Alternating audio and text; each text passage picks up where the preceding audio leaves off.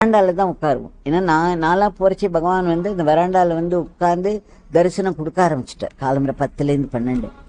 அதனால் நாங்கள் அந்த 10 மணிக்கு முன்னாடி அங்கே போயிடுவோம். அப்போ அந்த இடத்துல நாங்கள்லாம் உட்கார்ந்துட்டு இருக்கும் பொழுது அவர் வீட்டுக்குள்ளே எலி இருக்கும், பூரான் இருக்கும், என்னென்னமோ இருக்கும் உள்ளுக்குள்ளே.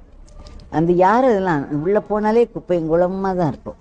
அவர் வந்து பாவம் விருந்து யாராவது விசிட்டர்ஸ் வராங்கிறதுக்காக 2-3 பாயை விரித்து வச்சுருப்பேன். அந்த பாயை பார்த்தேன்னா அதில் பெரிய பெரிய ஓட்டை இருக்கும். அந்த ஓட்டை தான் ஜாஸ்தியாக இருக்கும், பாய் ரொம்ப கம்மியாக இருக்கும்.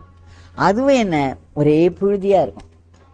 நம்ம வந்து அது இப்படி பார்த்தோன்னா கையில் இப்படி ஒட்டிக்கும். அப்புறம் நினச்சி போய் இது புழுதி நெத்தில அந்த புழுதி கிடைக்கணும் இல்லையா நமக்கு, அதுவும் போட்டு வச்சுருந்தா தான் கிடைக்கும். அப்புறம் அங்கே உள்ளே போனேன்னா எங்கேயாவது ஒரு முடி அவரோடது கிடக்கான்னு பார்ப்போம். அது நைஸாக அவருக்கு தெரியாமல் நான் எடுத்து வச்சுக்கிறா நினச்சிட்டு எடுத்து வச்சுப்பேன். ஆனால் அவருக்கு தெரியாது, ஒன்றுமே கிடையாது. ஸோ இந்த உள்ளுக்குள்ளே